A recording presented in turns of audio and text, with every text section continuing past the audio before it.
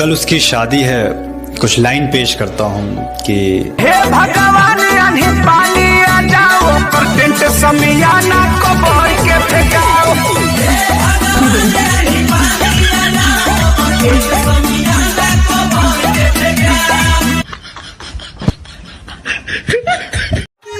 चलो नहीं रोगे कि कजरा लगा लेगे छौरिया, कि कजरा लगा लेगे छौरिया, लगत नहीं नो जरगे कि कजरा लगा लेगे छौरिया। पापा, आज आपसे कुछ कहना चाहता हूँ।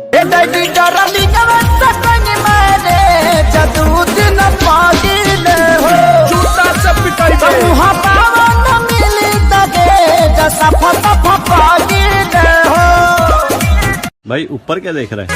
वो करेला पाप कोई नहीं, पाकिट मरनी बाप के। अरे कहना का चाहते हो? नाम धो के हम के सुदामा कहता, मानवा के बेटा मामा मामा कहता।